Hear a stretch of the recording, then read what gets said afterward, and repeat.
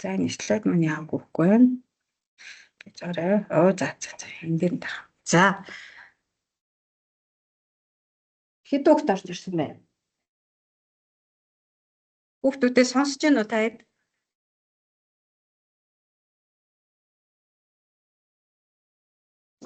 Одоогоор нэг 7 хүүхэд. За өнөөдөр болохоор бид нар оптик буюу одоо гэрлийн талаар ерөөхдөө авч судалнаа гэсэн үг. За бидний мэддгээр гэрэл бол цахилгаан соромжон долгион өөрөөр хэлбэл энэ маань тодорхой хурдтай орчинд тардаг тийм ээ. За тэгээд цахилгаан орон болон соромжон орны индукц болон хүчирлийн векторууд маань хэлбэлзэнгээ тодорхой чиглэлд тардаг байгаа. За энэ маань бол хөндлөн долгион тий өөрөөр хэлбэл хэлбэлцлийн чиглэлд тарж байгаа чиг хоёрын хооронд перпендикуляр чиглэл байж идэг. За ингээд гэрэл бол долгиолог шинжтэйгээс гадна бас бөөмсөг шинжтэй те өөрөөр хэлбэл тоологддог гэсэн хоёр шинж чанарыг бол агуулдаг байгаа. За бид нар олон бөөмсийн урсгал гэж үзэх юм бол гэрлийгээ олон фотонуудын урсгал буюу энерги нь H nu гэсэн энергитэй ийм олон фотоны урсгал гэж үздэг байгаа. За энэ фотон маань болохоор nu давтамжтайгаар за хэлбэлзэн за лямбда гэсэн долгионы урттайгаар ингээд тарах нэ. За гэрэл маань болохоор вакуум буюу агаарт С хурдтай тардаг тийм ээ 3.18 зэрт метр секунд хурдтай тардаг. За энэ томьёон дагуу H-ыг бол бид нар Планкийн тогтмол гэж одоо авдаг штэ тийм ээ. За гэрлийн энэ долгион маань болохоор ерөн цахилгаан соромжон долгион маань долгионы уртаараа энэ доод талын зурганд үзүүлсэн байгаагаар долгионы урт багтаагаас их рүү ингээд можроо ямар долгионууд байх вэ? Тэднийг ямар можуудад хуваах вэ гэдгийг үзүүлсэн байгаа. За энэ дээр бидний нүд бол маш бага мож буюу ерөнхийдөө 400-аас 700 нанометрийн долгионы урттай гэрлийг бол хардаг. За ингээд нийл ягаанаас ерөнхийдөө улаан болох хүртлээ ингээд өөр өрөнгөөр харагддаг гэдэг бол өөр долгионы урттай, энергитэй, давтамжтай ийм долгион гэдэг нь энэ одоо долгионы уртын графикаас ерөнхийдөө харж байна. За гэрэл маань ингээд гэрлийн үүсвэрээс тарахтаа ерөнхийдөө хавтгай болон бөмбөлөг байдлаар ингээд тардаг байгаа. За энэ долгион маань орчин тарахтаа агаар буюу вакуумд бид нар С хурдтай тарна гэж үздэг. Өөрөөр энэ орчлон дээр хамгийн их хурд байгаа тий.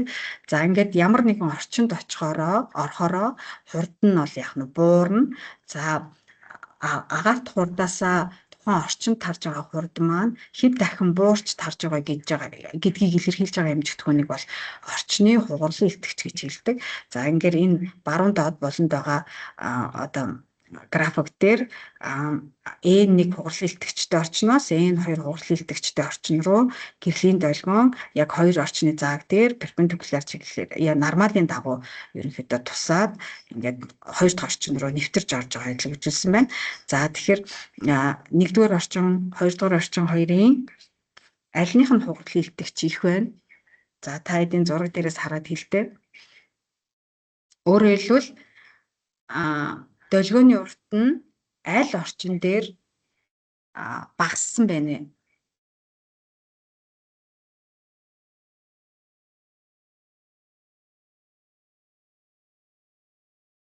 Харагдаж байна уу хүмүүстээ зураг?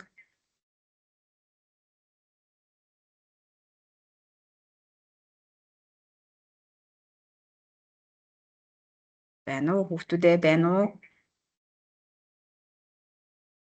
Хоёрдугаар орчинд. Долгионы урт нь багассан байгаа тест. Тэгэхээр хоёр дахь орчны хугарлын илтгэгч нь нэг дахь орчныхаа хугарлын илтгэгчээс яах нь илүү гэдэг нь харагдаж байна тий. За тэгвэл аль орчинд хурд нь бага байх вэ?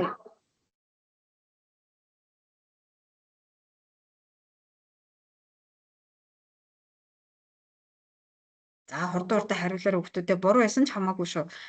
Бодож байгаагаараа хариулаад хариултаа зөв аваад явчихъя л. 1. Аль орчных нь хугарлын илтгэгч их байгаа үлээ?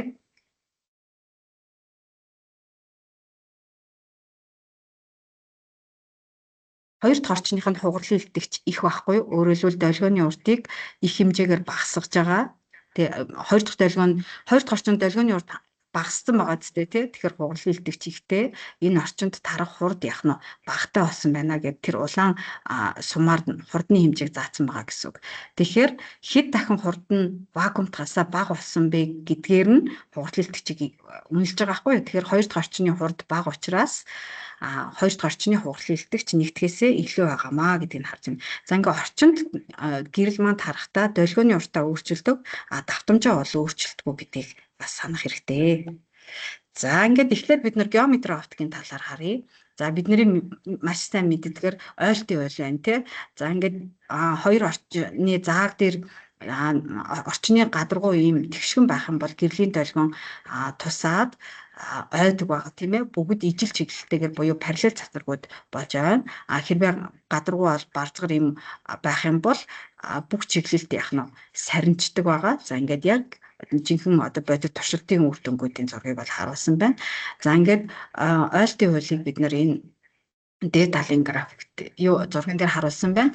За агаараас шил рүү тета 1 үнд гэсэн өнцгөр тусаад за ингээд шил рүү орохдоо тета 2 өнцгөр бол хугарч орж байна. За анхныхаа орчин руу тета 1 өнцгөр ойсон байна. За тэгэхээр ойлтын хуулийг бичихдээ бид нар туссан цацраг, ойсон цацраг, тусгалын татсан нормал 3 яг нэг хавтгад байгаа үед энэ хуулийг хэрэглэнэ. За ингээд тусгалын өнцөг, ойлтын өнцөг хоёр яг тэнцвэр байдаг гэдгийг бид нар мэднэ шүү дээ, тийм ээ. За ингээд доод талын яг жинхэнэ бодит зурган дээр харах юм бол нэг гэсэн цацраг маань агаар шилийн зааг дээр тусаад хоёрд болж ойлоо, зарим нь ойлоо, за зарим нь 3 цацраг маань шил рүү хугараад орлоо.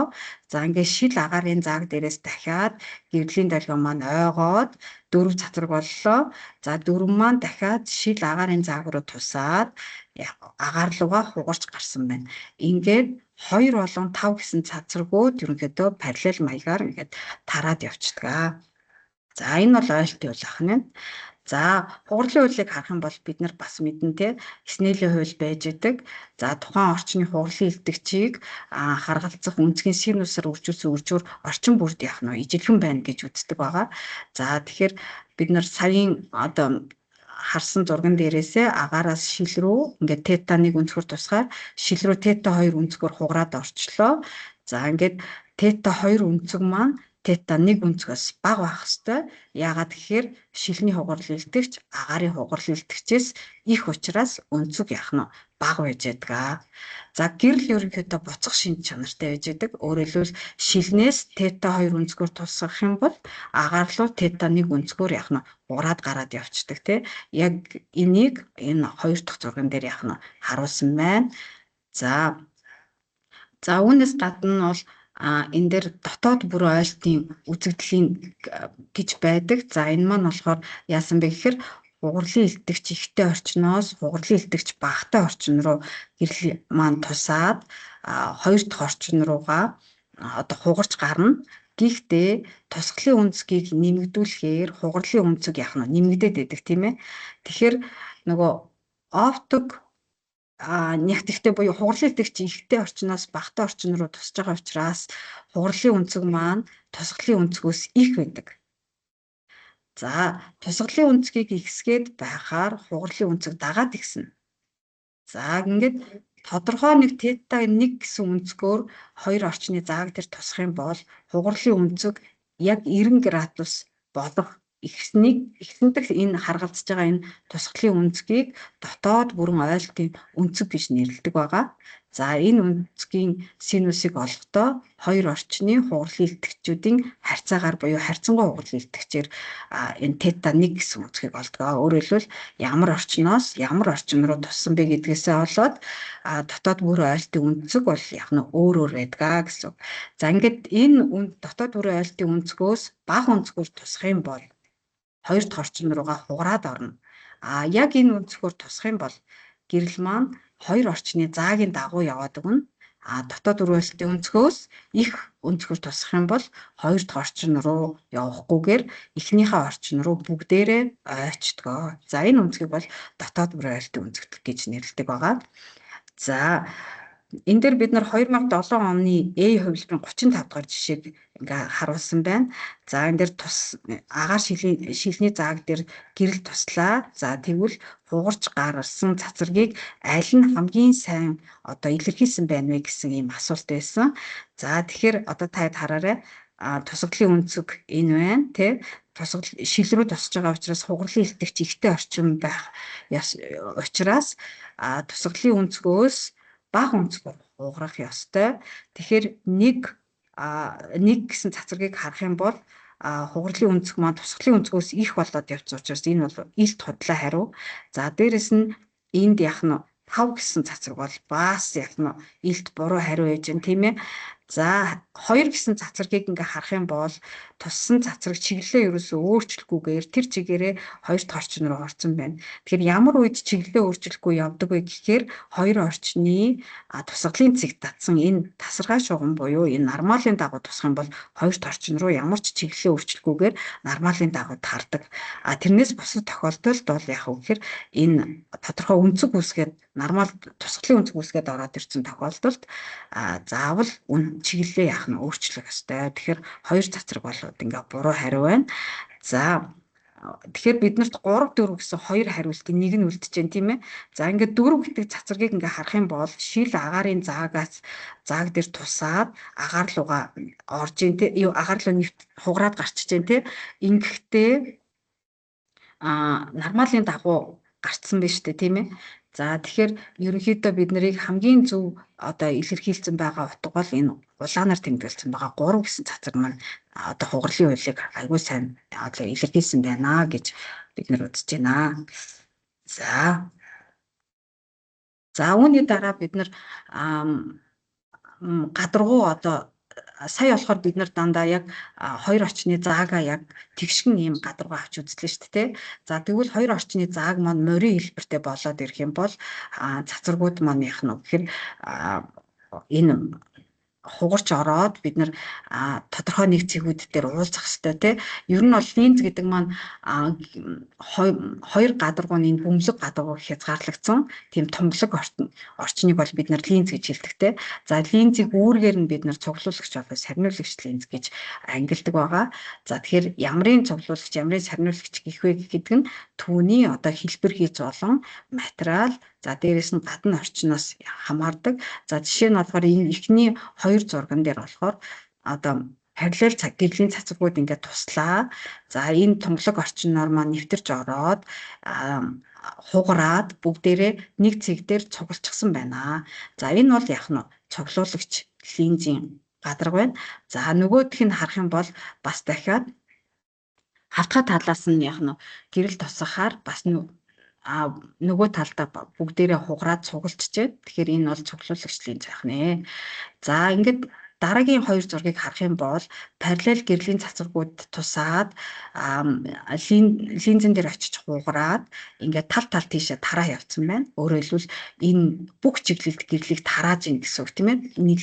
Эднэр маань буцаад яах нь анхны одоо нэг цэг дээр уулзахгүй. Тэгэхээр бид нар энэ тарж авсан цацрагуудын үргэлжлэлийг тасархай шугамаар үргэлжлүүлж агаад уулзуулцдаг. За энэ линзийг бол бид нар сарниулагч линз гэж нэрлэдэг байгаа тий. За фокусыг нь болохоор тасархай шугамын уулзал дээр байдаг учраас одоо сөрөг фокустай гэж нэрлэдэг. За ингээд энэ арын 2 зураг бол одоо сарниулагч линзийг илэрхийлж байгаа 2 зураг байна тий. За ингээд фокус гэж одоо нөгөө параллел цацрагууд маань уулзж байгаа цэгийг огтлж байгаа цэгийг фокус гэж нэрлэдэг те. За фокусын зай гэдэг нь линз мас маань тэр фокус хүртэлх зай маань ямар зайд байна уу гэдгээр нь линзний фокусын зай байж идэг те. За энэ фокусын зай маань болохоор 1-р гадаргын морил дээр айдус, 2-р гадаргын морил дээр айдус. За тэр линз маань өөрөө ямар материалаар хийсэн түүний хугарлын илтгэгч. За гадна орчин ямар орчин бэ? N' гэсэн хугарлын илтгэгчээс хамаарат фокусын зайвал яах нь өөр тодорхойлдог.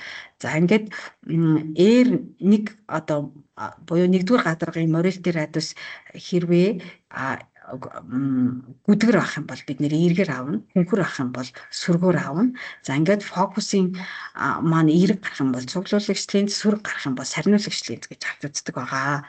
За ингээд эхлээд бид нар бол одоо бидний сайн мэддгээр энэ ингээд сарниулагч, цуглуулагч линзүүдийг ингээд харуулсан байна л да, тийм ээ.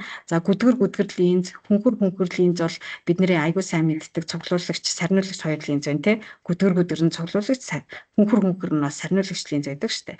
За тэгвэл бид нар энэ хараа хоёр дахь зурган дээр байгаа гүдгэр хөнгөр гэсэн линз маань цуглуулагчуу сарниулагчуу гэдгийг хэдүүлээ харъя. За тэгэхин тулд бид нар ингээд линзнийхаа нэг талд нь бие тавиад өгнө. За бие байгаа талаасаа хоёр гадаргуугаа харах юм бол нэгдүгээр гадарга гүдгэр, хоёрдугаар гадарга бас гүдгэр байна. За тийм учраас энэ хоёр R1, R2-ын утган дээр тоо утгыг нь бол яг эргээр орлуулна гэсэн үг. За харин R1, R2-ын аль нөх нь хэмжээ их вэ нү гэдгээс болоод цуглуулагч, сарниулагч линз гэдэг нь тодорхойлогдно. За хэрвээ R2-ыг яах нь их байна гэдэг ерөнхийдөө үзэх юм бол фокус нь эрг утгатай гараад энэ маань яах нь цуглуулагч линз болно гэсэн үг. За харин дараагийн линз маань болохоор хавтгай хөнгөр линз байна. За энийг бие тавьж өгөөд биеийн байгаа талаас линзийг харах юм бол эхний гадарга хавтгай харагдаж байна. Хоёр дахь гадарга бол гүдгэр харагдаж байна. За ингээ хавтгай учраас морил дээр айдус бол ерөнхийдөө хязгааргүй гэж авч үзэн, тийм ээ. За хоёр дахь гадарга маань гүдгэр учраас бид нэр R-ийн утгыг эргээр тавина. За тэгэхээр энэ нэгийг хуваах нь R-ийн утга бол сүрэг гарч ирээд ингээд нэгийг хязгааргүй тавах нь 0 болчих шүү дээ, тийм ээ. Тэгэхээр фокус маань сүрэг гарч ирээд энэ маань сарниулагч линз байна гэд ингээд хэлчихнэ. За хамгийн амар одоо хялбар төсөөлөх юм бол та энэ линзийг харж агаад энэ төвөөрөө зузаан байх юм бол ерөнхийдөө энэ цуглуулагч линз байдаг. Төвөөрөө нимгэн захаараа зузаан байх юм бол ер нь сарниулагч линз байдаг шүү.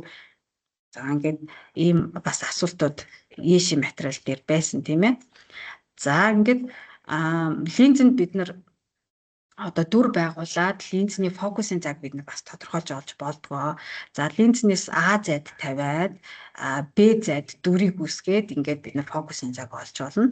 За Б зайг тодорхойлох үүсэн дүрээ ер нь тодорхойлохын тулд бид нар 3 цацраг ер нь татаж өгдөг байгаа, тийм ээ. За эхний цацрыг татахтаа эхлээд энэ хар шулуунаар үзүүлсэн байгаа оптик тэнглэгийг харах хэрэгтэй. Энэ маань линзний хоёр фокусыг линзний төвдөө дайрсан энэ шулууныг бол оптик юу гэж хэлдэг? Цэцэн өгдөө дээ. Миний утас татчих байгаа юм байна. За дуудлага орж ирсэн салчлаа. За тэгэхээр хоёр фокусыг дайраад линзний төвийг дайрсан энэ хар шулууныг бол оптик тэнглэг гэж хэлж байгаа. За ингээд 3 цацраг татахдаа эхний бол энэ цэнхэр цацрыг хараарай. За оптик тэнглэгтэй параллел яваад линзэн дээр очиж хугараад хойд фокусыг дайраад тэр чигтээ явчихдаг. За харин хоёр дахь цацраг маань болохоор линзний төвийг дайраад чиглэлээ өөрчлөхгүйгээр тэр чигтээ таардаг. За гурав дахь цацраг нь болохоор линзний урд фокусыг дайраад линзэн дээр очиж хугараад оптик тэнглэгтэй параллелаар ингээд яваад өгчдөг. За ингээд энэ 3 цацрагийн уулзуур дээр дүрийн одоо байгаа байрлал тодорхойлно. За дүр маань одоо линзнээс ямар зайд үүсэж гэнэ үү? Энэ Б зайг бид нар хэмжиж аваад ингээд фокусын цаг олох боломжтой байгаа. За энэ дүрийг бол бид нар үнэлдэг, тийм ээ. За жижигэрсэн дүр байна, тий. Битэйгээ дүрийнхаа хэмжээг харьцууллаа. Жижигэрсэн дүр байна. Толгоон доошоо харсан байна, уруу дүр. За 3 цацрагийн яг уулзуур дээр уултна үүссэн дүр учраас энэ дүр бол яг нэг бодит дүр байдаг. За харин бид нар бие, за энэ саарлангуур үзүүлсэн байгаа бие линзний фокусын зайнаас бага зайд аваачаад байрлуулах юм бол хуурмаг дүр үүсдэг байгаа. За хараарай, энэ хуурмаг дүр энэ шар өнгөөр харуулсан байна. За яг нөгөө 3 цацрагаа яг адилхан дүрмээрээ татна, тийм ээ. Оптик тэнглэгтэй параллел явлаа. Хойд фокусыг дайраад явлаа. За хоёр дахь нь болохоор линзний төвийг дайраад явлаа. За гурав дахь нь болохоор урд фокусыг дайраад линзэн дээр очиж хугараад оптик тэнхлэгтээ ингээ параллел явчихна. За гэтэл энэ гурван цацраг яах нь уулзахгүй байгаа учраас үргэлжлэлийг нь бид нар уулзуулж агаад ингээд дүрийн байгаа байрлалыг ингээд тодорхойлчихно. За ингээд дүр маань линзнээс BZ байна. За энэ дүр маань бол яах вэ гэхээр томорсон, шууд хуурмаг дүр үүссэн байна гэсэн. За энэ дээр хуурмаг дүр үүссэн байгаа тохиолдолд бид нар B-гийнхаа утгыг яах нь сөргөөр орлуулад ингээд фокусын цаг яах нь тодорхойлдог байгаа. За бас хэр их томорч жижигэрч байгаа вэ гэдгийг өсгөлтийг олж болно те. BA2-ын хим харьцаагаар өсгөлт олж олно. Эсвэл дүрийн өндөр, B өндөр хоёрыг харьцуулаад бас өсгөлтийг яах нь олж болдог те.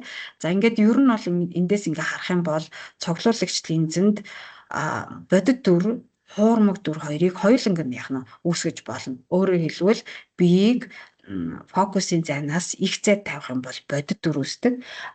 B-ийг фокусын зайнаас бага зайд тавих юм бол хуурмаг дүр үүсдэг байгаа. За түрүүлж байгаа хүмүүст одоохын утас аваадах юм. Та сарниулагч линзийн юг харж байгуултыг харж байгаарай. Байна уу? Яасан бэ? Би хичээлтэй байна. Яасан бэ хор дээр? Үгүй би хичээлтэй байна. Чи өрөөнд очиж сууж. Би завгүй байна. Мөнгөтэй бол өөрөө авраа за. Таслаа. Үгүй би хичээлтэй байна төгсөө.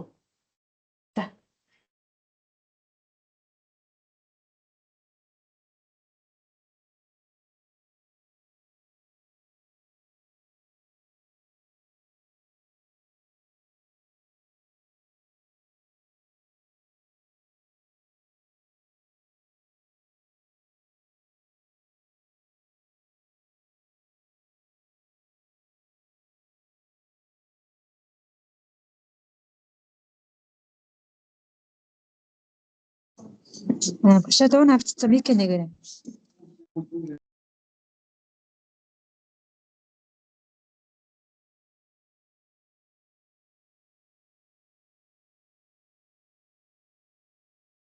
Яагаад таагдчихв? Явчихсан аа? Би ачтаа. За. За. Одоо дэлгэх харагдаж байна уу? Харагдаж байна. За одоо доод талын 3 зургийг хараарай. За эхнийх нь болохоор сарниулагч линзэнд доотлын 3 бол гуруула сарниулагч линз байна тий хөнхөр линз байна. За фокусын зайнаас их зайд биеийг тавиад за ингээд дүрийг үүсгэх юм бол яг адилхан нөгөө 3 цацрагаа татаж өгнө. За ингээд дүр үүсгэх юм бол жижигэрсэн, шууд, хуурмаг дүр үүссэн байгааг шууд харж байна тийм ээ. За нэлээд хол зайд авчихсан байна шүү.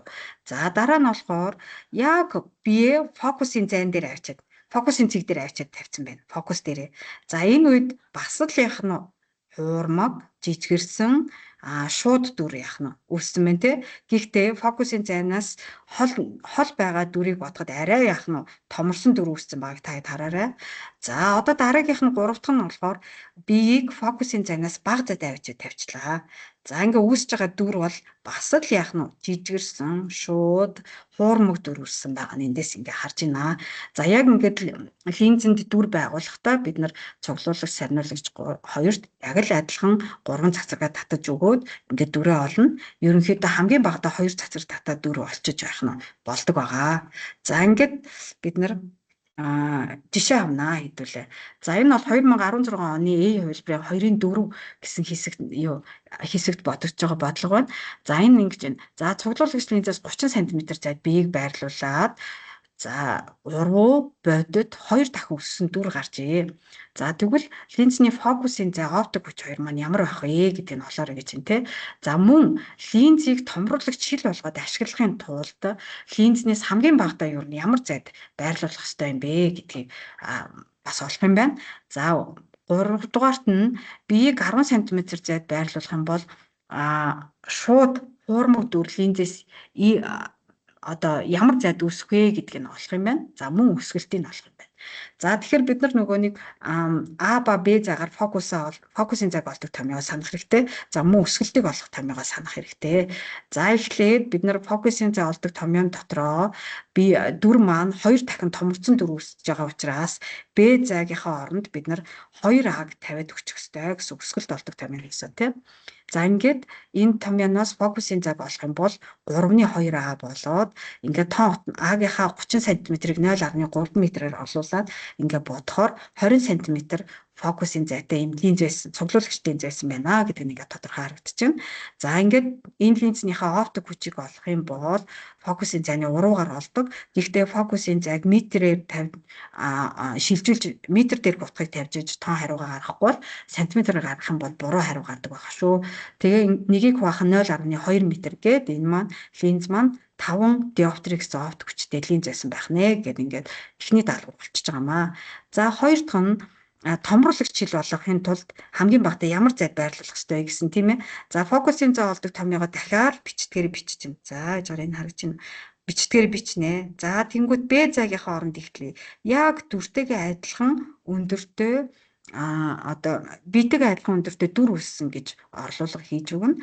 За ингээд эндээс А гэсэн зайгаа олох юм бол 2F-тэй тэнцүү буюу 40 см зайд Б-ийг яах нь тавих хэрэгтэй юм байна. За ингэвэл линзнээс 40 см зайд Б-ийг тавих юм бол дүр маань мөн 40 см зайд яг ижил хэмжээтэй дүр яах нь үүснэ гэсэн үг. За тэгвэл хааш нь Б-ийг хөдлөх вэ гэдгээс болно те. За 40 см-аас бага зайд өөрөөр хэлбэл дотгош нь явуулна гэсэн үг те.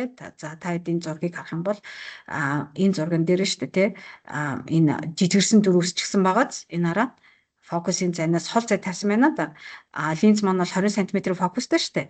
За одоо тэгвэл бид нар энэ 30 см зайд тавихад хоёр дахин өсчихсэн. За тэгвэл 40 см зайд тавих юм бол яг адилхан өндөртэй дүр гарах юм байна.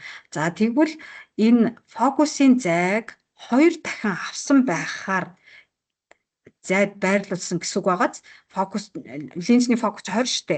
Тэгэхээр бие 40 тавьсан байгааз тэгэхээр 40-оос 20 хооронд буюу фокусын зайг 2 дахин авсан утгаас 1 дахин авсан утгын хооронд биеийг байрлуулах юм бол бодтой томорсон юм дүр үүснэ. За харин фокусын зайнаас бага зайд буюу F1-ээс бага зайд 20-оос бага зайд биеийг байрлуулах юм бол хуурмаг томорсон ийм дүр үүсдэг байгаа шүү. Тэгэхээр зай маань бол ерөнхийдөө 40-оос 20 хооронд бодтой томорсон дүр үүснэ гэсэн үг байна. За дараа нь болохоор 10 см зайд байрлуулах юм бол ийм одоо хурмаг дүр үүсэх фокусын зайг олоорой гэсэн байгаа тийм ээ. За ингээд 3 дахь хэсгийг болохоор 2 иштэйгээр тэмдэглэсэн байгаа. За эндээс линзнээс дүр хүрэх зайгаа B2 иштрихээ олох юм бол бид нар ийм томьёо гарч ирнэ. За энэ дээр тоон утгуудаа орлуулах ёстой. За ингээд бид B зайгаа олох юм бол 20 см гарч байгаа буюу өсгөлт нь 2 дахин ийм томорсон дүр үүсэх юм гэд олчиж болох нэ. За өөрөөр хэлбэл 10 см зайд биеийг байрлуулад 20 см зайд дүр үүссэн учраас ингээд 2 дахин томорсон дүр гэдэг нь харагдаж байна. За үүний дараа бид нар микроскоп, телескоп гэсэн хоёр зүйлийн талаар үзэх ёстой. За микроскоп гэдэг бол бидний харж чадахгүй байгаа жижигхэн зүйлийг тэгээд томруулж биднэрт ингээд дүрсийг томруулж харах ёстой. Үүний тулд биднэрт объектив, окуляр гэсэн хоёр цуглуулагч линз гэдэг хэрэг болдог. За ингээд энэ микроскопын өсгөлтийг олохдоо бид нар ийм томьёо яах нь тавьж өгдөг байгаа. За энэ F0 нь болохоор объективын фокусын зай. За энэ FE нь болохоор окулярын фокусын зай байгаа. За ингээд нүдэнд ойр байгаа нь окуляр, бие ойрхон байгаа нь объектив болно шүү дээ, тийм ээ. За дараа нь телескоп байна. За телескоп гэдэг маань бидний одоо харж байгаа маш том зүйл маань бидний нүдэнд ингээд жижигхэн болж харагдаж байгаа. За энэ зүйлийг биднэрт яах нь дүрийг ингээд өсгөөд ерөнхийдөө томруулж харагдуулах байгаа. За үүний тулд ингээд телескопын өсгөлтийг олохын тулд энэ мөн окуляр объектив хоёрынхаа фокусын зайны харьцаагаар ингээд өсгөлтийг бид нэр тодорхойлдог байгаа. За үүний дараа бид нар ерөнхийдөө давхар линзэнд яаж дүр байх болох вэ гэдэг талаар үзье. За жишээгээ болохоор хоёр цуглуулагчдын зарцсан байна. Яа тэгэхээр нөгөө нэг телескоп, микроскоп хоёрт цуглуулагчдын заавад нь шүү дээ, тийм ээ. За эхлээд бид нар А зайд буюу энэ 30 см зайд биеийг тавилаа. За нөгөө дүр байгуулдаг 3 цацрагаа гурвууланган татаад өглөө. За линзэн дээр очиж хугараад бүгдээрээ энэ 15 см зайд цуглжээ. Энэ I1 гэж тэмдэглэсэн байна, тийм ээ. Энэ маань болохоор нэгдүгээр линзнээс үүссэн дүр болдгоо.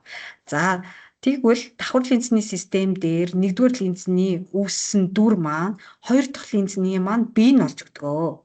Тэгэхээр энэ дүр маань хоёр дахь линзний бий буюу энэ хоорондох зай маань А зай болж өгнө гэсэн.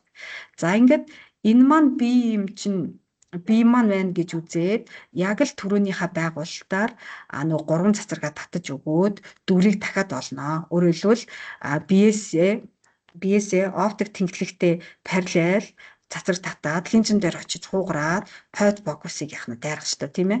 За дараагийнх нь болохоор урд фокусыг дайраад линзэн дээр очиж хугараад оптик тэнхлэгтэй параллелаар ингээд хугарах ёстой. За энэ хоёрын огтлцол дээр буюу энэ хоёр цацраг маань ол уулзахгүй байна те.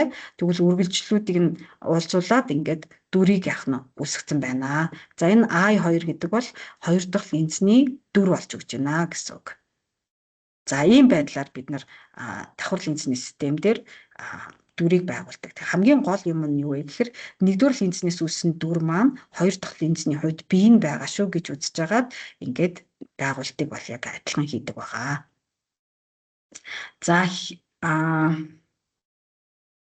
За дараа нь болохоор бид нар толны тал дээр үзэх хэрэгтэй болно. За хамгийн амраар нь эхлээд бид нар ийм хавтгай тойл аваад үзье, тийм ээ. За ингээ хавтгай тойлноос П зайд бий маань ээжээ. За ингээд эндээс одоо гэрэл гараад толон дээр очиод ойх хэвээр, тийм ээ. Яг л нөгөө ойлтын хуйлаа бид нар бичих хэвээр. За ингээд энэ цацрагууд маань цацрагуудыг ингээд тасаргаа шугамаар уулзуулад ингээд дүрийг олно. За энэ маань ингээд олцсон дүрийг амархан байдлаар юу гэж болох вэ гэхээр бид нар биесээ хавтгай тойл руугаа перпендикуляр буулгаад тэр перпендикуларын дагуу толноос бие үртлэх зай ямар зайд байна? Яг тийм зайд толноос цаат талд нь ард талд нь дүр яхна үүссэн байх хэвээр, тийм ээ. За ингээд П зай П болон Q гэсэн хоёр зай бол яг ижилхэн байх хэвээр. За ийм байдлаар бид нар дүрийг яхна олдгоо. Тэгэхээр толинд байгаа дүр бол биднэрт яг ийм байдлаар харагдана гэсэн үг. За ингээд энэ дээр жишээ авсан байгаа. За 2020 оны 44-р A хувилбарын 44-р бодлого байна. За энэ дээр бол хавтгай хоёр тойл авсан байна. Энэ хавтгай хоёр тойл маань бол хоорондоо 120 градусын өнцөг үүсгэсэн байгаа. За тэгээ нэгдүгээр тойлондоо болохоор толтойгоо 30 градусын өнцөг үүсгэхээр гэрэл яхна тусгасан. За тэгвэл хоёрдугаар толноос ямар өнцгөр авах вэ гэсэн юм асуулт байж байна. За тэгэхээр нэгдүгээр толинд 30 градусын толтой 30 градусын өнцгөр тусна гэдэг бол тусгалын өнцөг бол яхна 60 гэсэн үг, тийм ээ. За ойлтын өнцөг бол 60. Тэгэхээр нэгдүгээр цацрагийн нэгдүгээр толноос ойсон цацраг бол 30 градусын өнцөг үүсгэнэ гэсэн үг толтойгоо. За ингээд цаашаа цацраг маань ойгоод хоёр толон дээр тусаад ойчноо. За тэгвэл энд гурвалжин үүсгэж байна, тийм ээ. Энэ гурвалжны дотоод өнцгүүдийн нийлбэр 180 градус байх хэвээр. За хоёр толны хоорондох өнцөг 120. За энэ нэг орой өнцөг 30 бол нөгөө орой өнцөг яхна 30 градус байж таараа. Тэгэхээр хоёрдугаар тойлонд тусгалын өнцөг бол 60 градус. Тэгэхээр ойлтын өнцөг бол яхна 60 градус байх юм гэдэг нь эндээс шууд харагдаж байна гэсэн үг. За үүний дараа мөн 2006 оны A хувилбарын 15 дахь жишээ байна. За энэ A, B, C, D, E гэсэн энэ 5 одоо тохиолдлуудаас хавтгай тойлонд үүсэж байгаа дүрийг аль нь зөв дүрсэлсэн байна вэ гэдгийг харж байна те. За үүнийг бид нар ингээ хараад зургаа жоохон 90 градус эргүүлээд ингээ харах юм бол хамгийн яг одоо бид нар энэ байгуулт хийсэн байдлаа ингээ харах юм бол би чинь толныхоо ард яг өөртөө ижил хэмжээтэй ижил одоо дүрстэйгээр ийм дүр яах нь үүссэн байх хэвээр тий. Тэгээ яг ижил дүр гэд харахаар CD2 яах нь яг ижилхэн байж байгааз гэтэл D маань болохоор биес толь хүрэх зайнаас их зайд дүр маань үүссэн учраас энэ D хариу маань худлаа болчихж байгаа байхгүй. Тэгэхээр бидний хамгийн зөв тохирох юу хариулт бол C хариулт байна гэдгийг энэ байгуулалтаа харж агаад бид нар ингээд сонгоод авчнаа.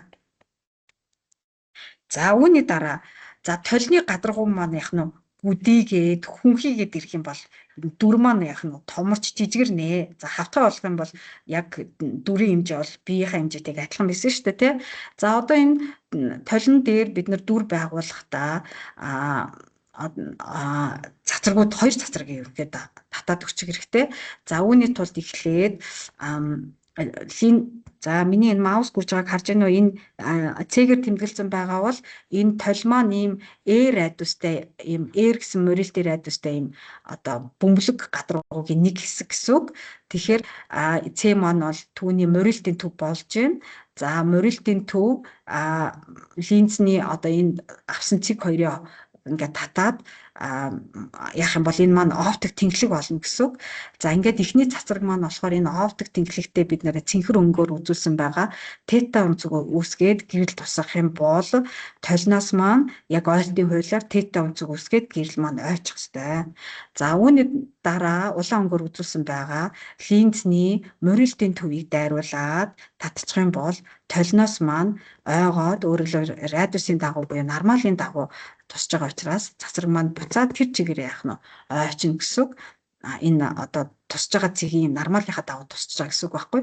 Тэгэхээр буцаад нормалынхаа дагуу ойчж байна. Тэгэхээр энэ цэнхэр улаан гэсэн хоёр цагаргын огтлцол дээр дүр маань үүсэж байна. За энэ дүр маань яах нь жижигэрсэн байна, уруу харцсан байна. Тэ энэ хоёр цацрагийн юу огтлцол дээр байгаа учраас энэ бол яах нь бодит дүр байна. За ингээд бөмбөлөг толны хувьд бол бид нар фокусын цаг болохдоо морилтын радиусаа яг хагас дээр байдаг шүү гэдгийг санах хэрэгтэй. За мөн яг нь линзэн дээр дүр байгуулдаг шиг А зайд B-ийг тавиад B зайд дүр үүсгээд ингээд фокусын цаг болох боломжтой. За мөн яг нь BA болон А шиштрих А шин одоо B дүрийн өндөр B-ийн өндрийн харьцаагаар хэд дахин өсгсөн, хэд дахин буурсан дүрвэ гэдгийг бид нэр тодорхойлж болдог. Тий. За ингээ одоо жишээ хэдүүл юу бөмбөлөг толны харъя тий. За эхний бөмбөлөг тойл болохоор шүү дээ тий. Хүнхэр бөмбөлөг тойл байна тий. Хүнхэр. За бие болохоор нэлээд хол зайд тавьсан байх шүү тий. За ингээд бид нэр 3 цацрыг татаж өгстэй. За параллел цацраг оптик нэглэхдээ параллел татаад фокусыг дайраад явчих хэвээр. За юу фокусыг дайрсан цацраг маань толон дээр очиж хугараад оптик тэнхлэгтэй параллел явна. За гуравдах нь морилтын төвийг дайраад ингээд буцаад ойчдаг байгаа тий. За энэ цацрагуудын уулзал дээр ингээд дүр үүсэх хэвээр. За яг бодит байдал бол энэ тий. За энэ бол уруу харсан жижигэрсэн ийм дүр байх нэ энэ дэр. За хэрвээ биеийг фокусын зайнаас нь бага зайд байрлуулад ингээ хүнхэр толинд дүрийг харах юм бол өөрийнхөө дүрийг яг байгаагаар нь тэгтээ томруулад ингээд харнаа гэсэн. Өөрөөр хэлбэл томорсон шууд хуурмаг дүр үүсэж байна гэдэг нь энэ хүнхэр толиноос харж байна тий. Өөрөөр хэлбэл фокусын зайнаас их зайд ерөнхийдөө биеийг байрлуулчих юм бол юу жижигэрсэн дүр үүсээд фокусын зайнаас бага зайд байх юм бол томорсон дүр үүсэж байна гэдэг эндээс харагдаж байна тий. За одоо дараа нь таад өөртөө халбаг хараад үзчих юм бол айгу харагддаг шүү дээ тий. Халбагныхаа дотор талд өөрийгөө харж байгаа гэсэн үг шүү дээ тий. Тэгээд халбагаа өөрлөгөө ойртуулж хортуулад үзэхэд яг л ийм байгуулт яах нь гарч ах хэвээр шүү. Таад өөртөө үзээрэй. За үүний дараа болохоор гүдгэр толинд дүр үүсгэж байна тий. За гүдгэр толны фокус нь аль дотор юу толныхаа цаа талд нь нээж байгааз. За ингээд нөгөө 3 цацрагаа гурваланган татаад өглөө. За үүсэж байгаа дүр бол яг нь хуурмаг дүр гэж тарж байна. Жижигэрсэн шууд хуурмаг дүр байх нэ. Яг л нөгөө 3 цацрагаа татаад өчнө гэсэн үг. За ингээд ийм одоо бөмбөлөг толон дээр одоо юу жишээ авсан байгаа. За энэ 2012 оны A хувилбарын 9-р асуулт байна. За та энэ асуултанд дээр энэ доор байгаа 5 зурагтны аль нь A, B, C, D вэ гэдгээ та хэлээрэй. За эхний энэ хайрцаг дотор алинд нь хөнгөр толио байгаа вэ гэдгийг одоо асуусан биз дээ, тийм ээ. За та сайн хардаа энэ A цацрагийг хардаа. A нь ол яг нь энэ цацраг юу хайрцгийг нэвтрээ гараа явсан байгаа. За B-нд харах юм бол ойчсон байна, буцаа явсан байна, тий. C маань нэвтэрсэн байна. D маань ойцсон байна. E маань яг нь нэвтэрсэн байна, тий. Тэгэхээр эндээс бид нар яг нь хэрвээ нэвтэрж байгаа бол эн чинь тунгалаг орчин буюу линз байгаа гэсэн үг шүү дээ, тий. Ойцсон байгаа бол яг нь толь байгаа гэсэн үг, тийм ээ. За одоо та хэд хэлээрэй. За эхний энэ зургийг би хаана байрлуулах ёстой вэ? Эхний энэ зургийг хаана байрлуулах ёстой вэ? Сайн хараарай. Одоо бид нар энэ нөгөө цэнхэр ногоон улаан гэсэн 3 цацрагаа сайхан харсан гэсэн үг шүү дээ, тий. За эхний миний энэ маус харагдаж байна уу? Гүйж байгаа нь. Маус гүйж нь харагдаж байна уу? Байна уу? Хүүхдүүдээ сонсож байна уу? Харагдаж байна. Хүүхдүүд сонсдог. Дуураарай хүүхдүүдээ. Хүүхдүүдээ хариулаарай. За энэ нэгдүгээр зураг болохоор A, B, C, D-гийн аль нь вэ? A, B, C, D-гийн аль нь вэ?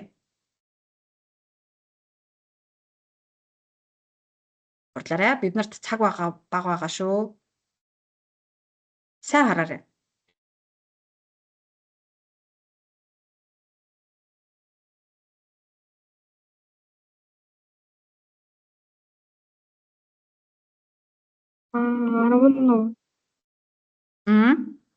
Чанга хэлээрэй, огшин сонсдгүй.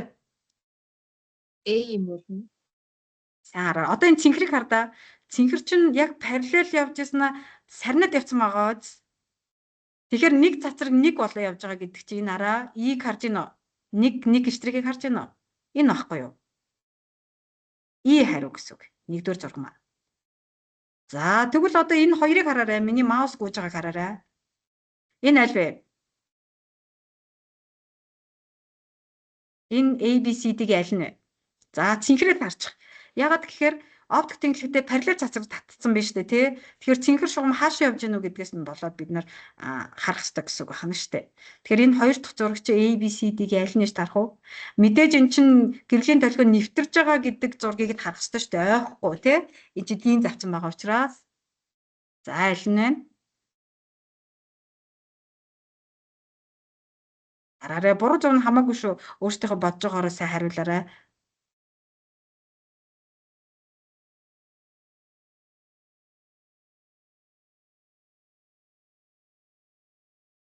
За хүлээвэл A яагаад тий. За хараарай. Линзэн дээр очиураад доош явцсан байгааз. Тэгэхээр энэ араа A зураг нэг параллел явлаа, доош явцсан байгааз. За энэ нэ шүү, A нэ. За тэгвэл энэ доод талын энэ зураг. За хараарай. Параллел нэг гэсэн цэнхрээ хараарай. Параллел явлаа. Гүдгэр толон дээр очиод ойцсон байна тий. Ойхдоо дээшээ явцсан байгааз. Тэгэхээр энэ зураг аль вэ? B. Яг зөв, яг зөв. За энэ хамгийн сүүлийнхийг хараарай. Сүүлийнх хараарай. За параллел явлаа. Хөнхөр толион тий. Хөнхөр толион дээр очиод зөв. За ингээд D зураг байх нь. За тэгвэл энэ яг нь голын зураг мэдээж юу гэж тарах нь вэ? Голынх нь юу гэж тарах нь вэ? Яг зөв. C. Өөрөөр хэлбэл яг тухайн гадаргын хоёр очны зааг дээр нормалын дагуу туссан байх юм бол шууд тэр чигээ чиглэлээ өөрчлөхгүй ерөнхийдөө нэвтэрсэн байх хэрэгтэй тийм ээ. За ийм байх нь шүү. За цаашаа явлаа. За одоо бид нарын одоо гол одоо үндсэн сэдвүүд орж ирж байна да. Юу квант оптик, долгион оптик гэсэн хоёр бүлэг сэдв байна. За гэрэл бол бөөгмөлөг долгиолог гэсэн хоёр мөр шинж чанартай. За хоёр шинж чанарыг хоёуланг нь үзүүлдэг. За өөрөөр хэлбэл гэрлийг тоолж болдог, тоолж болдгүй гэсэн хоёр шинж чанартай байхгүй юу? За тоолж болдог буюу бөөгмөлөг шинжийг нь болохоор фото эффектийн үзэгдэл, комфортны сарнилын үзэгдлүүд ерөнхийдөө үзүүлдэг байгаа. Бид нар өнөөдөр энд Яши материалууд дээр фото эффектийн үзэгдлийн талаар аягүй их материал байсан учраас энэ дээр бид нар энэ үзэгдлийн талаар үзнэ. За мөн долгион буюу цахилгаан соромжийн долгион, хөндлөн долгион гэдэг нь баталдаг энэ үзэгдэл маань болохоор interference, diffract, disperse, туйшрлын үзэгдлүүд байж байгаа. За тэгэхээр энэ маань долгион гэдэг нь бол батлагддаг. За эхнээс нь эхлээд бүгдээрээ disperse үзэгдлийн талаар үзье. За энэ дээр бид нар жишээ авдаг тий. За P гэсэн энэ хугалах өнцөгтэй гурвалжин ийм фризм дээр цагаан өнгийн гэрэл тусгаар фризмээр нэвтэрч гарсан цацрагууд маань 7 өнгийн гэрэл болоод яах нь задарчдаг тий. За энэ маань яаж ийнө гэхээр энэ фризмийн хугарлын илтгэгч нь тусж байгаа гэрлийн долгионы уртаас хамаарат өөр хугарлын илтгэгчтэй болчдөг гэсэн үг. За энэ дээр ингээд энэ мөрийн дээр би харуулсан байгааз миний маус гүйж байгааг та харж байна уу? За энэ дээр болохоор шилний хувьд хугарлын илтгэгч долгионы урт ихсэх тусмаа хугарлын илтгэгч буурж байгааг харуулж байна. Өөрөөр хэлбэл 7 өнгийн гэрэл тусах юм бол түүнд 151 гэсэн хугарлын илтгэгч нь харгалзаж байна. За харин ягаан өнгийн гэрэл тусах юм бол 153 гэсэн хугарлын илтгэгч ноогдож байна гэсэн. Тийм учраас энэ хугарлын илтгэгч нь өөр байдаг учраас ингээд фризмийг нэвтэрч гарахдаа 7 өнгийн гэрэл болоод яах нь задарчдаг байгаа. Тэгэхээр хамгийн бага анхны чиглэлээс хазайдаг өнгө бол энэ улаан өнгийн гэрэл ах нь тий. Хамгийн их анхны чиглэлээс хазайдаг нь болохоор ягаан өнгийн гэрэл ах нь шүү дээ. За ингээд энэ дисперсийн үзэгдлийн үр дүнд бид нар ерөнхийдөө бороо орсны дараа агаар мандалт байгаа энэ борооны туслууд маань гэрлийг ингээд дисперслээд буюу 7 өнгийн гэрэл болгож задлаад энэ задарсан өнгөнүүдийг хүн бол яах нь хараад солон хүслээ гэж биднэрт яах нь ингээ харагддаг байгаа шүү дээ тий. За энэ үзэгдэл байдаг учраас гэрэл бол яах нь долгион гэдэг нь батлагддаг. За үүний дараа бид нар интерференц гэдэг үзэгдлийн талаар үзэх ёстой. За эхлээд бид нар энэ одоо эхний жишээг ингээ хараарай. За ингээ гэрэл бол ингээ үүсгүүрээс айгүй хол зайд байгаа учраас гэрлийн долгион яг энэ хавтаа долгион байдлаар ингээ таарсан байна. За лямбда гэсэн долгионы урттай гэрлийг энэ саадан дээр ингээ тусгажээ. За энэ саадны өргөнийг бол D гэж авч үзсэн байна. За тэгвэл энэ тусж байгаа долгионы урт маань D-ээс олон дахин бага байх буюу саадны хэмжээ, завсрын өргөн маань долгионы уртаас олон дахин их байх юм бол гэрлийн цацраг маань яг тэр чигээрээ яах нь нэвтэрчнэ. За тэгвэл хоёр дахь зурган дээр ингээ харах юм бол энэ завсрын өргөн буюу саадны өргөн маань тусж байгаа гэрлийн долгионы урттай ойролцоо хэмжээний саад байх юм бол энэ хавтгай долгион маань ерөнхийдөө ингэж яах нь бөмбөлөг байдлаар ингээд тарж эхэлдэг гэсэн үг. Өөрөөр хэлбэл чиглэлээ яах нь шулуун биш чиглэлээ жоох яах нь өөрчилж өгдөг байна шүү дээ тий. За хэрвээ бүр саадны хэмжээ бүр тусж байгаа долгионы уртаасаа бүр олон дахин бага байх юм бол энэ завсар дээр цэгэн гэрэл үүсгүүр тавьсан юм шиг бүх чиглэлд гэрлийн долгионыг бөмбөлөг долгион байдлаар ингээд яах нь тараачнаа гэсэн үг. За ингээд саадыгаа буюу хоёр завсрыгаа тий саад гэсэн үг шүү дээ. Хоёр завсрыгаа хоёр болгоод үзье. Хоёр саад байвал яах вэ гэж байна. За эхний яажаараа маус маань энэ. За саадан маань хэрвээ завсрын өргөн маань долгионы уртаас их байх юм бол энэ ингээд яг саадны өргөнтэй ижил хэмжээний гэрлийн божтой ингээд гэрлийн долгион тараа явчихнаа. За саадны хэмжээг ингээд бага долгионы урттай ойролцоо хэмжээ юм уу түүнээс бага хэмжээтэй юм хоёр нарийн завсраар гэрлийн долгионыг уулзуулах юм бол энэ хоёр завсар дээр хоёр дахь гэрлийн үүсгүүр тавьсан юм шиг ингээд хоёр үүсгүүрээс гэрлийн долгионууд окторгон цэгүүд дээр уулзаад нэг бол бие бинийгээ дэмжиж гэрэлтэй цэгүүд ажиглагдана а нэг бол бие бинийгээ устгаад окторгон цэгүүд дээр харамхуу болчдгоо. За энийг бас дараагийн жишээн дээр ингээ харуулъя те. За ингээ хоёр нарийн завсрын дээр гэрлийн долгион тусцсан. Тэгэхээр Google-ийн зарчмаар хоёр дахь гэрлийн үүсгүүрүүд олчихсон байна. За энэ хоёр үүсгүүрээс хамгийн гол нь когерент долгионууд яах нь гарч байгаа. За энэ когерент долгионууд нь болохоор уулзахдаа бие биенээ нэг бол дэмжиж гэрэлтэй, нэг бол бие биенээ устгаад гэрэлтэй гэсэн ийм зурвсуудыг энэ үүсгэж байх юм бол энэ бол интервенц үзэгдэл болж өгдөгөө. За тэгэд энэ юунаас ямар үед хоёр долгион уулзаад бие биенээ дэмжиж тэнд гэрэлтэй байгаа юм бэ гэдэг нь хоёр долгионы явсан замын оптик замын зөрүү гэж хэлдэг. Энэ зөрүүнээс болно. За мөн фазын зөрүү нь ямар байна вэ гэдгээсээ болоод фаз нь яаж зурж уулзсан бэ гэдгээсээ болоод гэрэлтэй гэрэлгүй буюу максимум минимум нөхцөл аль нь авах гэдгээс болоод тэр гэрэлтэй гэрэлгүй цэгүүд ажиглагдана гэсэн. За эхний зурган дээр ингээд та сайн харах юм бол хоёр завсрын яг дундаж цэгийг харгалзуулаад дэлгэцэн дээр О гэдэг цэг олчжээ. За энэ О цэг дээр S1 S2 үүсгэгчээс гэрлийн долгион уулзахаараа яг ижил зам туулчихж байгаа. Замын зөрүүг нь олох юм бол 0 болчдөг. Ямар ч зам нь зүрдэггүй. Тэгэхээр энэ тохиолдолд болохоор замын зөрүү байхгүй учраас тэр О цэг дээр үргэлж гэрэлтэй цэгүүдийг бид нар ажигланаа. За дараагийн зурган дээр харах юм бол хоёр долгионы S2 гэсэн үүсгэгчээс гарсан гэрлийн долгион илүү их зам туулж байгаа нь харагдчихж байгаа. За энэ маань максимум нөхцөлийг хангасан учраас P гэдэг цэг дээр гэрэлтэй байна. За дараа нь S2 үүсгээрээс гарсан гэрлийн долгион арай илүү зам туулж байгаа гэдгийг фазын зөрүү нь минимум нөхцөлийг хангасан учраас энэ R гэдэг цэг дээр харамхуй зурвас ингээ үүссэн байна. За энэ үүсэх нөхцөлийг одоо хэдүүлээ дараагийн слайданд харъя. За үүнийг бол Юнг гэж хүн бол байгууламж хийгээд аюу амархан тайлбарлсан байгаа. За энэ хоёр завсрын хоорондох зайг D гэдээ аваад үзсэн байна. Хоёр завсраас L зайд дэлгэцийг байрлуулсан байна. За яг дэлгэцийн нөгөө одоо хоёр завсрын дундаж цэгийг дэлгэцэн дээр олсон цэгээ бид нэр О цэг гэд нэрлэж байгаа тий. Энэ О цэг дээр бол үргэлж бие биенээ дэмжиж дандаа гэрэлтэй цэгүүдийг гаргасан байх ёстой. За энэ гэрэлтэй цэгээс P зай маань ямар зайд байна вэ гэдгийг Y гэдэг хэмжээгээр тодорхойлж байгаа. За энэ Y-ийг олох томьёо энд ингээд тавьсан байна. За тэгэхээр тэр P цэг дээр гэрэлтэй байх уу, гэрэлгүй байх уу гэдэг нь максимум минимум нөхцлөөр тодорхойлогдно гэсэн тий. Хэрвээ D синус P, D гэдэг нь болохоор хоёр завсрын хоорондох хэмжээ шүү дээ тий. Синус тета гэдэг нь болохоор P гэдэг одоо гэрэл маань яг одоо анхны тусч байгаа чиглэлийг энэ сумны дагуу үзүүлсэн байгаад энэ сумын анхны тусч байгаа чиглэлээсээ тета өнцгөр хазаагаад энэ P цэг дээр очиж байгаа байхгүй юу. Тэгэхээр хазаалтын өнцөг гэж авч үзэж болно. За энэ тета өнцөг бол их бага өнцөг байж байдаг. За ингээд D синус тета маань юу болдог вэ гэхээр энэ хоёр долгионы оптик замын зөрүү буюу энэ дельта болж өгдөг. За энэ дельта нь долгионы уртыг бүхэл тоо дахин авсан байх юм бол тухайн цэг дээр гэрэлтэй мууж ажиглагдана гэсэн, гэрэлтэй байна гэсэн.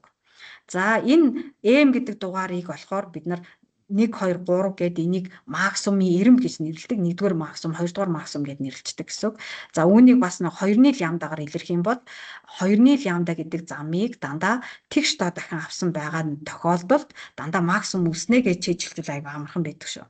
За ингээд максимум цэгүүд маань төвийн максимумаасаа ямар зайд байна вэ гэдэг Y зайг олохдоо бид нар энэ томьёогоор ингээд тодорхойлчтой байна.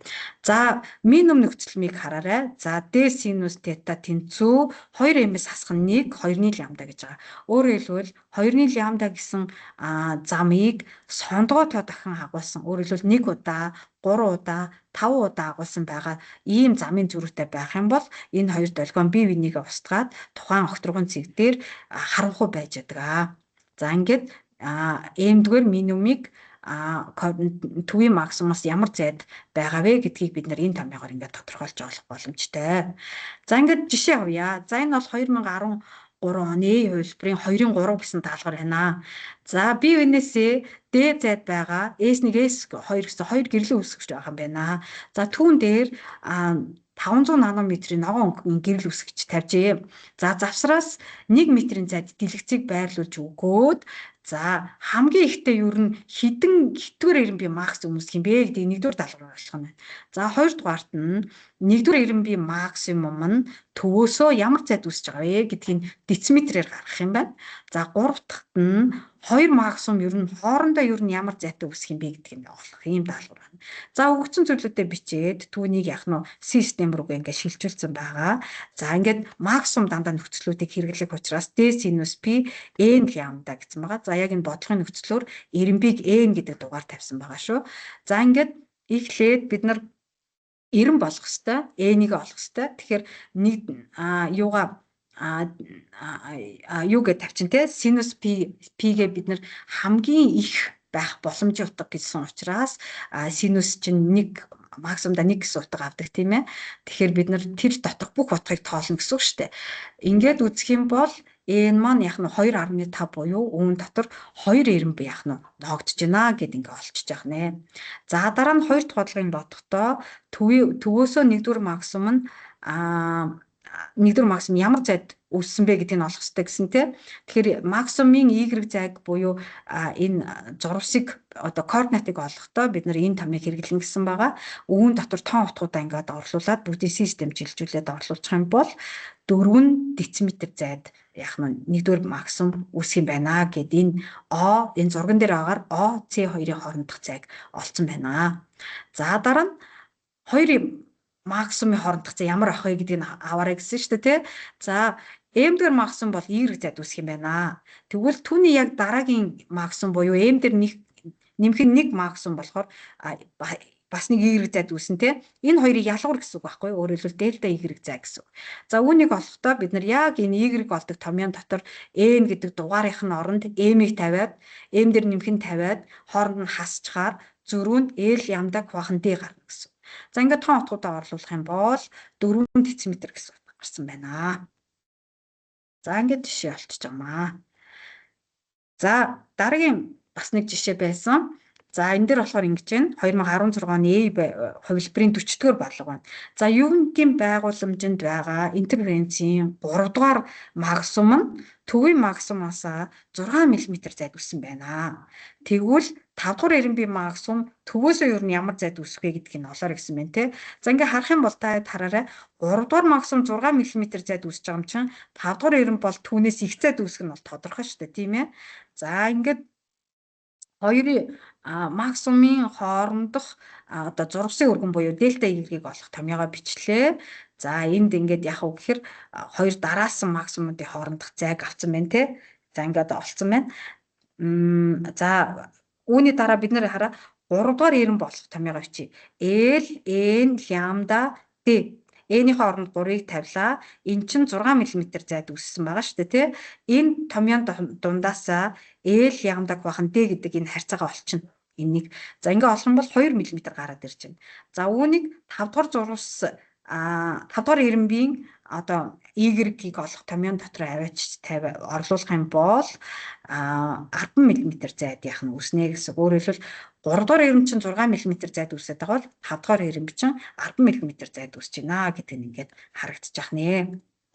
За ийм байдлаар интервенцийн бодлогуудыг бодно. За үүний дараа бид нар дифракцийн үзэгдлийн талаар судлах хэрэгтэй. За энэ маань болохоор гэрлийн тарж байгаа замд саад тавиад өчтгөө. За гэтэл саадны ард яах вэ гэхээр гэрлийн долгион очсон байдаг. Өөрөөр хэлбэл гэрэл бол яах вэ гэхээр өөрийнхөө долгионы урттай ойролцоо хэмжээний саадыг даваад саадны ард гэрэлгүй гэсэн энэ можууд үүсэж байгаа үзэгдлийг дифракц үзэгдэл гэдэг. За энийг болохоор бас гэрлийн долгион саадыг тойрч гарч байгаа үзэгдэл гэж хэлдэг те. Гэхдээ гэрэл маань бол яг уу гэхээр шулуун замаар таардаг, чиглэлээсээ бол яг нь хацаадгүй яг шулуунаараа таардаг.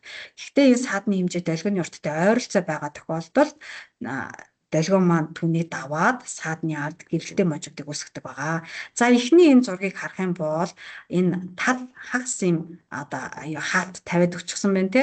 Тэгэхээр энэ хаалт нь яг энэ саадны энэ ирмэгийг энэ дэлгэцэн дээр харах юм бол яг энэ одоо дэлгэцийн олж байгаа энэ цэгийг ингээд томруулаад харахаар гэрэлтэй гэсэн ийм мужууд яах нь үүсдэг байгаамаа.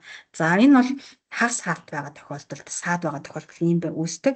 За дараагийн зураг болохоор гэрлийн тарж байгаа замд нь тэгш өнцөг хэлбэртэй ийм нүхтэй саад авчиж тавьсан байна. За тэгэхэд бол энэ зураг үүснэ. Ийм байдалтай зураг дифракцийн зураг үүсдэг. Өөрөлдөл гэрэлтэй гэсэн ийм зурсууд яах нь ээлжиж үзэгдэг байгаа. За энэ хамгийн голын максимумыг болохоор гэрэлтэй мужийн 1-р максимумыг 0-р максимумыг 2 талын 1-р максимум, түүний дараах нь 2-р максимум, түүний дараах нь 3-р 2 максимум гэж тавьчихдаг. За 0 1-р 2 максимумын дунд бол яах нь гэхээр 1-р минимум байна. За 1 2-р максимумын дунд бол 2-р минимум байна гэд ингээд эренбэлчдэг байгаа. За дараагийн зураг болохоор гэрлийн тарж байгаа замд нь дугуй ийм диск тавиад өгчхөөр дэлгэцэн дээр ийм зураг яах нь үүсдэг. Хамгийн хачирхалтай нь саадны төвд те яг дугуй саадны маань яг төвийн харалтай байгаа дэлгэцийн цэг дээр ийм гэрэлтэй цэг гарч ирдэг байгаа. За та сайн харж байна уу? Яг энэ жижигхэн улаан цэг байгааг анзарч байна уу энаараа? Яг энэ төв дээр нь гэрэлтэй цэг очдог байхгүй. Өөрөлдөл гэрлийн долгион саадыг тойроод яг саадны ард гэрэлтэй яах нь мууж үсгэсэн байх нь. За энэ бол яг уу гэхээр нэг шиг юм завсраас үүсэж байгаа дифракцийн зураг байж байна. За ингээд энэ одоо завсраас үүсэж байгаа дифракцийн хувьд минимум нөхцөл маань завсрын өргөнийг синус тетагаар үржүүлсэн энэ үржүүр буюу оптик замын зөрүү маань m лямбда гэсэн хангаж явах юм бол энэ маань минимум нөхцөл болдог. За тэгэхээр бид нар Есийн материалууд үзсэн чинь ер нь завсрын дифракцтай бодлого бараг байдаггүй юм байлээ. Тэгэхээр энэ талаар бол жишээ бодлого аваагүй байгаа шүү. За харин энэ одоо нэг завсрыг тийм маш олон удаа авсан байхаар буюу одоо энэ зурган дээр харах юм бол хараа завсар саад гэх мэтчлэн ийм маш олон тооны завсар саадтай энэ одоо энэ саадыг бол бид нар дифракцийн тор гэж нэрлэдэг. За энэ дифракцийн торон дээр гэрлийн долгион тусгаараа дэлгэцэн дээр гэрэлтэй гэсэн зурсуудыг яах нь ээлжиж үзүүлдэг байгаа. Энэ бол дифракцийн торноос үүсэж байгаа дифракцийн зураг байна. За тэгвэл дифракцийн торон дээр гэрэл тусгаад дэлгэцийн цэг дээр максимум байхын тулд энэ нөхцөлийг хангах ёстой. За D гэдэг маань торын тогтмол гэж үздэг. За энэ торын тогтмол маань саадны өргөн дээр завсрын өргөнийг нэмсэн юм утга байж идэг. Өөрөөр хэлбэл энэ одоо нэгч одоо зайд хичнээн тооны завсар зураас ноогдож байгаа вэ гэдгийг одоо нэгийг баах нь n гэдгээр торын тогтмолын утгыг олж өгдөг байгаа. За энэ торын тогтмолыг синус тетагаар үржүүлсэн үржүүр маань m лямбдад тэнцүү ах юм бол тухайн цэг дээр яах нь максимум ажиглагдана. За m нь бол өмнө интерференц шиг эренб болж өгдөг. 1-р минимум 2-р минимум гэдээ явцдгаа гэсэн үг. За ингээд энэ зурган дээр ингээ харах юм бол дифракцийн торын яг дундаж цэгийг дэлгэцэн дээр олох юм бол энэ дээр үргэлж яах нь гэрэлтэй цэг байж байгаа. За энийг бол 0-р максимум гэж нэрлэдэг. За 0-ийн дараагийн максимумыг 1-р максимум доошогоо яваад 1-р максимум буюу хасах 1-р максимум гэж авч үздэг байгаа.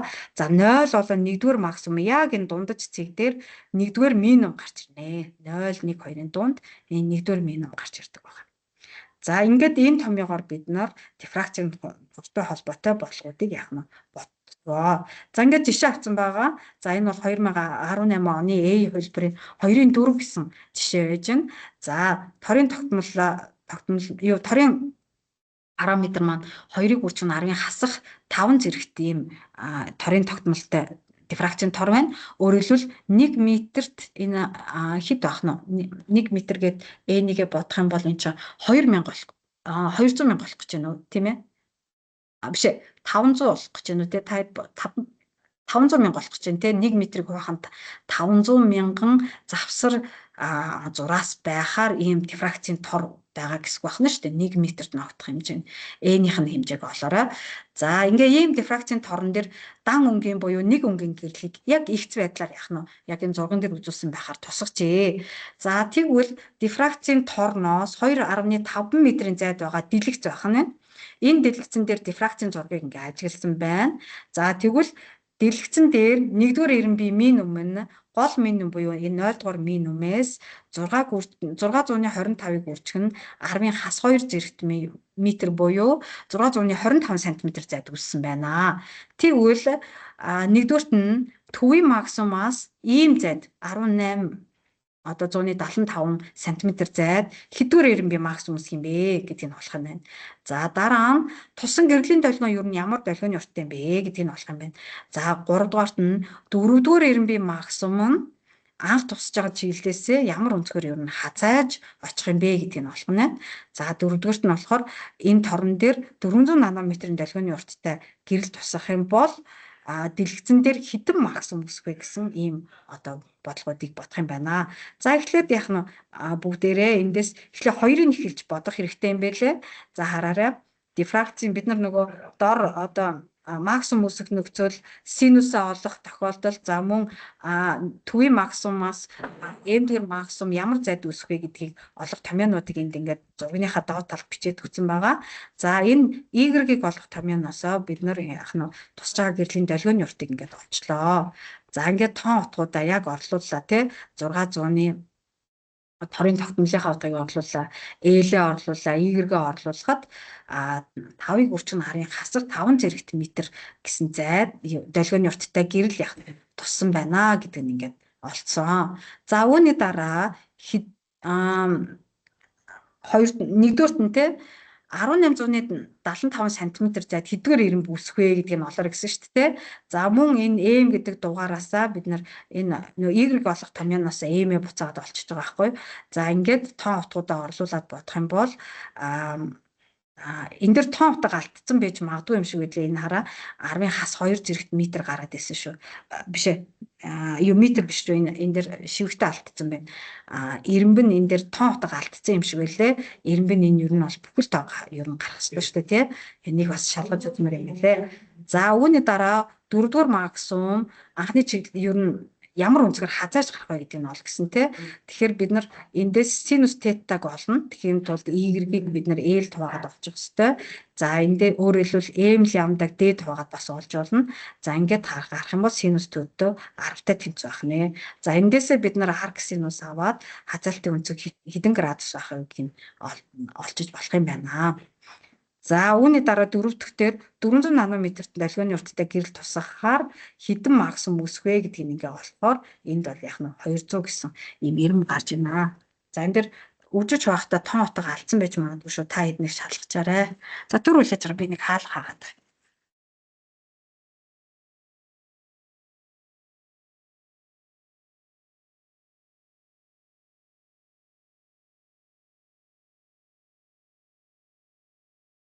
За үүний дараа фото эффект үзэгдэл байна. За энэ бол гэрэл бол олон бөөмсийн урсгал буюу фотонуудын урсгал шүү.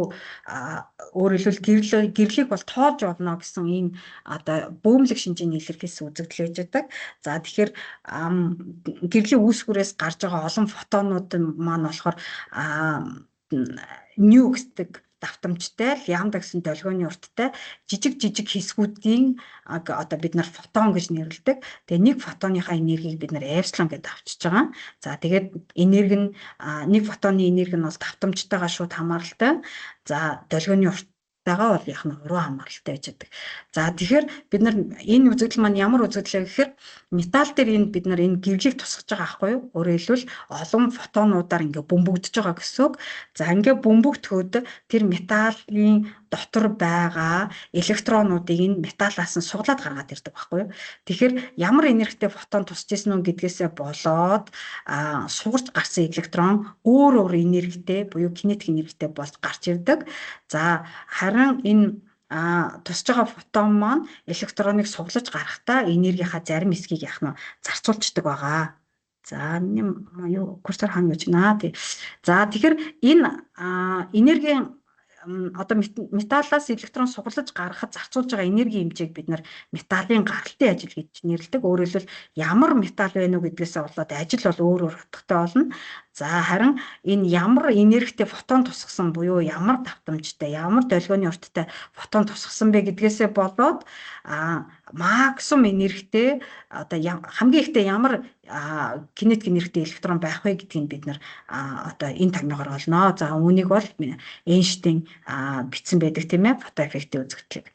За тэгэд сугарч гарч ивж байгаа электроныхоо кинетик энергийг олохын тулд электроныгоо одоо эсрэг цахилгаан электроныг хөдөлгөөнийг сааруулах цахилгаан оронд оруулж өгөөд хөдөлгөөнийг ингээд байхгүй болгочдөг байхгүй. Өөрөөр хэлбэл цахилгаан орны гормон тухайн цэнгийг хүлгээнгүй болгох буюу одоо тэр электроны кинетик энергитэй тэнцвэр хэмжээний ажил хийх ёстой. Тэгэхээр энэ кинетик энергийн оронд бид нар ИО буюу цахилгаан орны ажил орлуулад өгч болно. Тэгэхээр энд байгаа хүчтэлийн утгыг бол хаагч потенциал гэж нэрлэдэг байгаа. За ингээд бид нар энэ Эйнштейний томьёог хоёр байдлаар яах нь бичиж болно гэсэн үг. За ер нь энэ фото эффектийн үзэгдэл ямар тохиолдолд явагдах вэ гэдэг нь бол энэ тусж байгаа долгионы фотоны маань давтамж болгон долгионы уртаас хамаарна. Хоёрдугаарт ямар металл дээр тусж байгаа гэдгээс хамаардаг байгаа. За тэгэхээр хэрвээ фотоны энерги маань тэр металлын гаралтын ажилтай тэнцүү буюу түүнээс их энергитэй фотон тусах юм бол энэ үзэгдэл явагдана. Өөрөөр хэлбэл металлаас электрон сугарч гарна. Хэрвээ энэ ажлаас бага энергитэй фотон тусах юм бол электрон сугарч гарч чадахгүй болно гэсэн. Өөрөөр хэлбэл энэ үзэгдэл явагдахгүй гэсэн. За ингээд яг хамгийн багадаа ер нь ямар давтамжтай, хамгийн ихдээ ямар долгионы урттай гэрэл ер нь тусвал энэ үзэгдэл явагдах вэ гэдгийг энэ утгыг бол энэ улаан хил гэж хэлдэг. Улаан хилийн давтамж долгионы урт гэж хэлдэг байхгүй. Тэгэхээр хамгийн багадаа л фотоны энерги аатай тэнцвэр байх хэрэгтэй гэсэн үг. Эндээс бид нар ν0 лямбда 0-ыг олж болно. Энийг улаан хил гэж нэрлэдэг байгаа гэсэн үг. За энэ дотор байгаа H мал Планкийн тогтмол тийм ээ. За E маань бол электроны цэник байж өгж байгаа. За энэ бодлогыг бодохдоо бид нар энерги Joule болон электрон вольт гэсэн энергийн нэгжүүдээр яах нь бодлогууд ерөнхийдөө өгөгдсөн байж байдаг. Тэгэхээр бид нар энэ дээр HC-ийн үржүүрийг аягүй хэрэгэлдэг байхгүй юу? Тэгэхээр HC-ийн үржүүрийг бид нар Планкийн тогтмолынхаа утгыг орлуулад, C-ийн утгыг орлуулад түүнийг энийг 16-г илүү бичсэн байна шүү. Электрон вольт руу шилжүүлэх юм бол 1240 электрон вольтыг үржих нь нанометр гэсэн ийм хэмжээтэй байдаг шүү. Энийг шууд болгонд ашиглаа явбал илүү амархан болчихжээдэг. За тоон утгууд нь дээр ингээд өгөгдсөн байгаа. За бүгдээрээ одоо жишээ бодлого ингээд аваад үзье. За энэ дээр болохоор зис дээр зисийн электроны гаралтын ажил нь бол 4.4 электрон вольт гэж байна тий. Тэгэхээр 1 электрон вольт энерги гэдэг бол 1.6-г үржих нь энэ дээр бичсэн байна тий. 10-ын хасаг 19 зэрэгт жоул энерги 1 электрон вольт гэж нэрлэдэг байгаа шүү дээ тий. За тэгвэл зисийн гаралтын ажил бол 4.4 электрон вольт юм байна.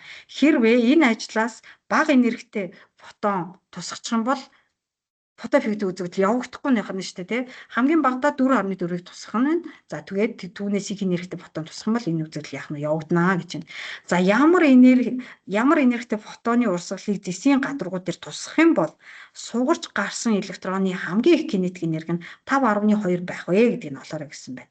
За тэгэнгүүт бид нар энэ Эйнштейний томьёон дотроос юугаа олчиж байгаа. Шууд нөгөө эпсилон олчиж байгаа байхгүй юу? Тэгэхээр гаралтын ажил кинетик энерги хоёрын нийлбэрээр шууд фотоны энерги олдох ёстой.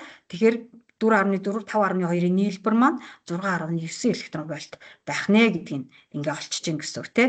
За яг ийм одоо энэ 5.2 электрон вольт энергитэй гаргахын тулд тусч байгаа фотоны долгионы урт нь юу ямар байх юм бэ гэдгийг нэмэлтээр дахиад ингээд оллоо. За ингээд энд за маус маань хаана бүгдээ за тааш байж байгаарэ. Энд байж байна. За ингээд тусч байгаа гэрлийн долгионы уртаа олох юм бол HC-гээ бид нар энэ ажил кинетик энерги хоёрын нийлбэрт яах нь харьцуулаад өгчих хэрэгтэй. Тэгээд HC-гийнхаа үржүүрийг 1240 байдлаар ингээд орлуулад өгөх юм бол айгүй амархан хариу гарна. Ингээд 129 нанометрийн долгионы уртаа гэрэл тусгасан байна гэд ингээд олчихчих нь. За таад дараа нь энэ яах нь гэхээр юуныхаа зэсийнхаа юг олж болно шүү. Улаан хилийн долгионы урт болон давтамжийн утгыг бас олж болох юм аа. Энэ томьёоноос долгионы уртыг тань олж болно тийм. За энэ дээр би яг нөгөө юугийн зэсийн хувьд нэмэлтээр олоод тавьсан юм таад хардаа. За хамгийн багадаа new 0 гэдэг давтамжтай фотоныг тусгах ёстой. Өөрөөр хэлбэл энэ маань тоотуудаа орлуулахаар 10-ын хасах 15 зэрэгт гэрч байх нь шүү дээ, тий. Энээс бага одоо давтамжтай фотон тусгах юм бол энэ үзэгдэл бол явагдахгүй гэсэн үг. За хамгийн их долгионы уртын утга нь болохоор HC-г бид нэр А-да хуваагаад олчихно. Тэгэхээр 282 нанометрийн долгионы урттай байх нь байна. За ингээд энэ жишээ бодлогын хувьд бол ийм байх нь байна. За ингээд өнөөдрийн бэлдсэн сэдв маань ингээд дуслаа. За та энэ дотроос асуух юм байвал асуугаарай. Жохон ойлгоогүй үлдсэн ч юм уу, яагаад ингэж ба гэд ингээд өшөө нэмэлт тайлбар авах зүйл байвал асуугаарай.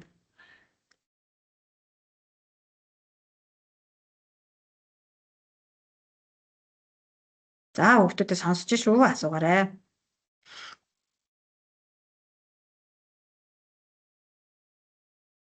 Энэ жилээс энэ долгион оптикийн бүлэг сэдвүүд ерөнхийдөө хорж эхлэх юм байл шүү дээ. За зарим одоо жилүүд дээр зарим сэдв нь ороогүй, зарим жил ингээд жил болгоны тестүүдийг үзэхээр янз бүр хэлсэн шүү дээ. Тэгэхээр энэ жил бол долгион оптик орж ирэх юм ирнэ гэсэн шүү. Тэгэхээр ер нь бол интерференц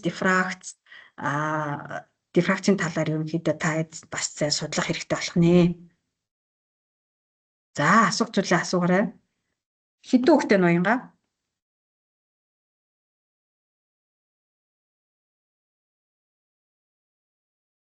Одоо 10 хүүхдээ байна уу? За 10 хүүхдүүд асуугаарай. Ойлгохгүй байгаа өшөө лавлаж асуумаар зүйл юу вэ?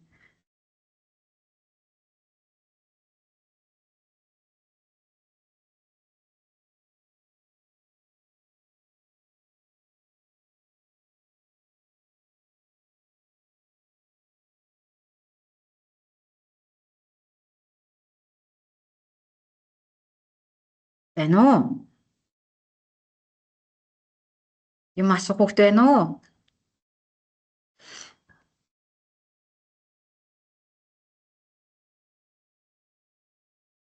Асуу санаа зовлтгүй асуугаарай.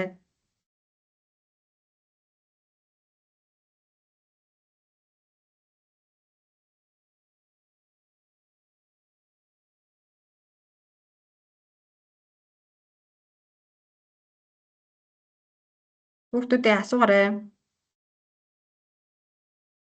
Танд ер нь яшин дамжаанд явж гин үү? Явахгүй байна уу? Яг өөрөө бие дааж бэлтэж гин үү? Эсвэл яг сургуулийнхаа физикийн багштай одоо багшаас давтлага авч бэлтэж гин үү? Ер нь яштэй яаж бэлтэж гинэ?